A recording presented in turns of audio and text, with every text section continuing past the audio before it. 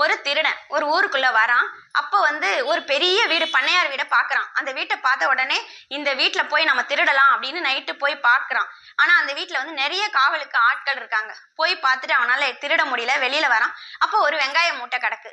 உடனே அந்த வெங்காய மூட்டையை பார்த்து சரி இதுவாவது நம்ம எடுத்துட்டு போலான்னு அவன் எடுத்துட்டு அந்த பையில பாதி வெங்காயத்தை அள்ளி எடுத்துட்டு வரான். அப்போ பார்த்து அவங்க எல்லாம் திருடனை பிடிச்சிடுறாங்க. அங்க பண்ணையார் வராரு. நீ இந்த வெங்காய மூட்டையை திருடினதுனால உனக்கு நான் தண்டனை கொடுக்க போறேன்.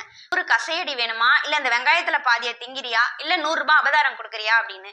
உடனே இவன் என்ன சொல்றான், ரொம்ப ஈஸியானது இந்த வெங்காயத்துல திங்கிறது தான், நான் வெங்காயத்தை சாப்பிட்டுறேன் அப்படின்னு சொல்றான். வெங்காயத்தை அவனால கொஞ்சம் கூட சாப்பிட முடியல, கண்ணெல்லாம் எரியுது, வாயெல்லாம் எரிய ஆரம்பிச்சிடுது. உடனே எனக்கு வேண்டாம், வெங்காயம் வேண்டாம், நான் கசையடி வாங்கிக்கிறேன் அப்படின்றான்.